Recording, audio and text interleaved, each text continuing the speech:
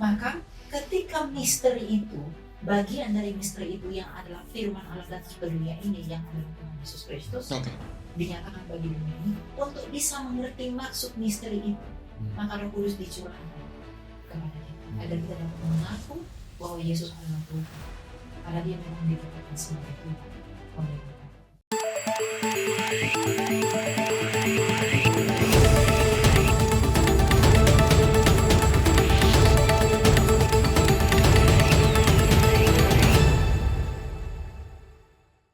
Sekarang kita balik ke perjanjian baru, masuk perjanjian baru. Nah, pertanyaannya adalah kenapa sih Roh Kudus itu harus dicurahkan gitu? Karena kan kayak menurut mereka atau menurut orang yang mungkin itu kan kayak Roh Kudus tuh udah ada pribadinya gitu, tapi kenapa harus dicurahkan gitu padahal tank pada hari Pentakosta. 1 Korintus 12 ayat 3. 1 Korintus 12 ayat 3. Karena itu aku mau meyakinkan kamu bahwa tidak ada seorang pun yang berkata-kata oleh Roh Allah dapat berkata terkutuklah Yesus, dan tidak ada seorang pun yang dapat mengaku Yesus adalah Tuhan selain oleh Roh Kudus. Jadi kenapa kita harus dicurahkan Roh Kudus? Kenapa Roh Kudus itu dicurahkan?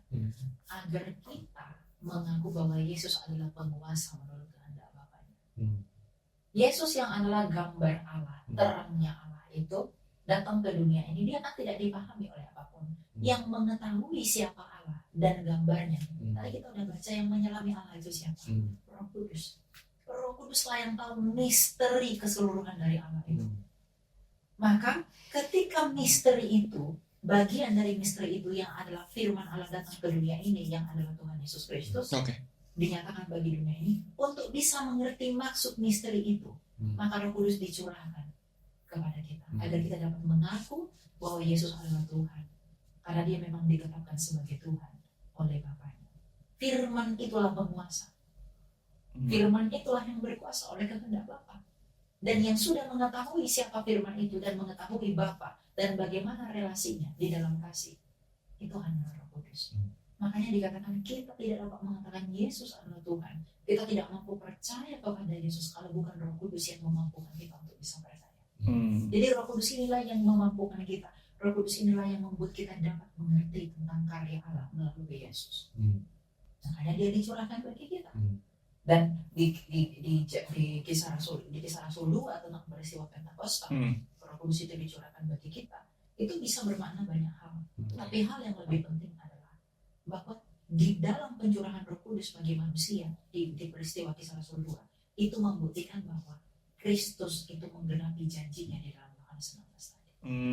Makanya sejak saat itu para rasul menginjili pergi ke seluruh daerah oleh kuasa Roh yang satu yang sejak kekal bersama-sama dengan Bapa yang telah dicurahkan itu, dan apa yang dia dengar dari Kristus itu dia saksikan dengan mengurapi para rasul dan memberi karunia-karunia. Jadi penginjilan yang dilakukan para rasul itu berasal dari satu Roh yang sama, berasal dari apa yang dia dengar daripada Kristus, karena Roh itu akan memuliakan Yesus, dan dalam memberi kesaksian Roh yang sama itu memberi masing-masing karunia-karunia kepada siapa yang dia pilih. Berarti kan gini ya, kalau menurut pemahaman gua nih, kalau Roh Kudus itu dicurahkan, berarti harusnya semua orang dapat dong. Harusnya kan dicurahkan itu, ya kan? Tapi pertanyaannya kenapa masih ada orang juga yang tidak percaya sama Yesus Kristus? Ya, karena mereka tidak rendah hati. Mereka tidak bisa memahami kasih Allah itu kalau mereka tidak merendahkan hati mereka. Memang Roh Kudus itu dicurahkan kepada semua orang. Ketika saya menginjili penonton di sini, ada yang bukan Kristen. Saya mengatakan kamu harus percaya kepada Yesus adalah Tuhan dan sebagai Tuhan. Saya berbicara ini bukan kalau Kudus yang memampukan saya. Kalau dia menolak itu sampai dia mati, bukankah dia memuja Roh Kudus?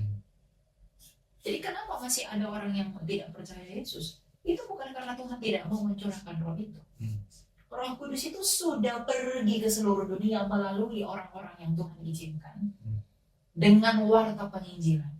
Tapi manusia itu tidak mau menerimanya sehingga Roh Kudus itu tidak sebagai materai bagi mereka. Jadi kita harus bedakan Roh Kudus datang itu sebagai penolong, penghibur dan roh kebenaran yang bersaksi tentang Kristus bagi dunia, dan Roh Kudus sebagai materai bagi mereka yang memilih untuk percaya. Jadi kenapa masih ada orang yang tidak mau percaya? Karena mereka memang tidak merendahkan diri. Gitu. Dan mereka beban.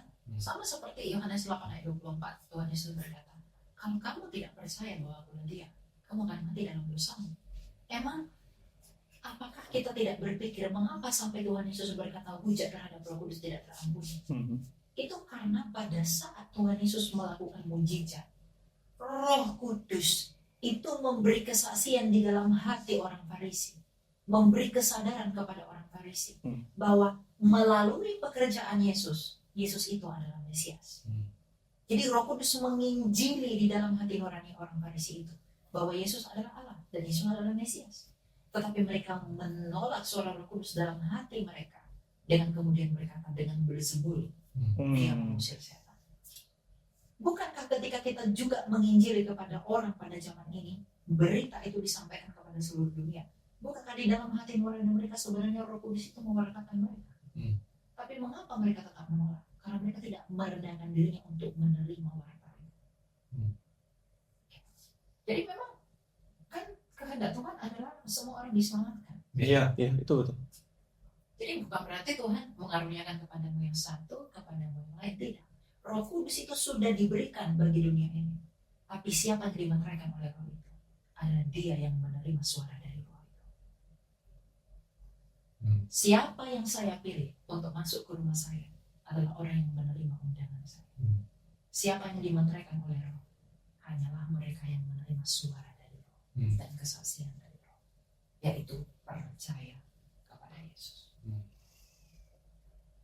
Ya, jadi Roh Allah dicurahkan di zaman Perjanjian Baru sampai dengan hari ini.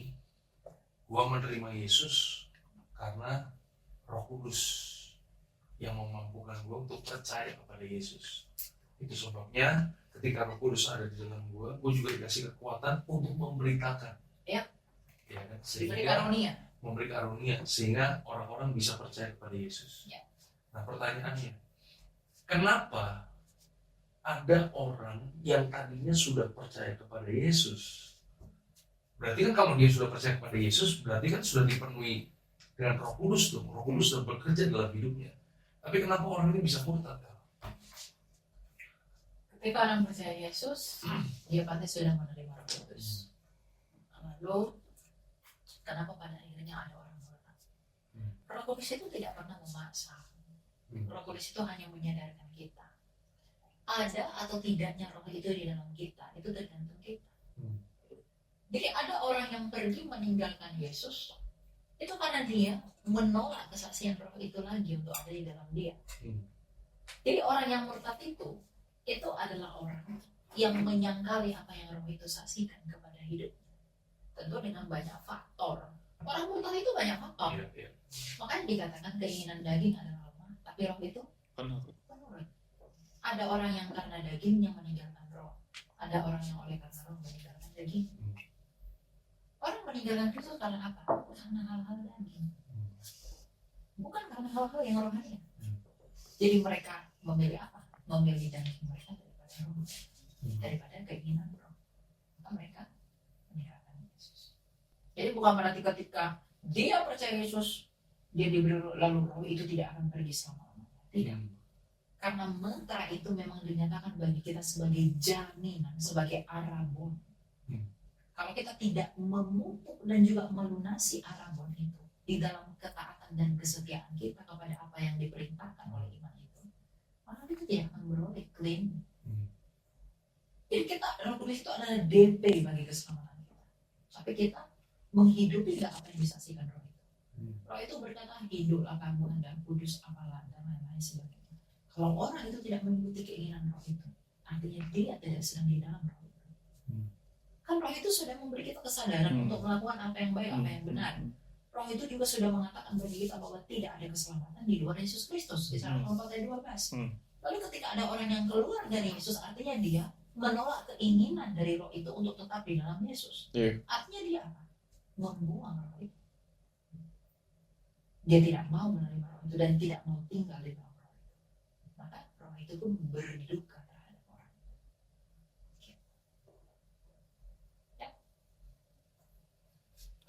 Dan akhirnya bisa dikatakan ya lama-lama undur dari orang tersebut gitu. Ya, keinginan roh itu adalah kita itu semua selamat.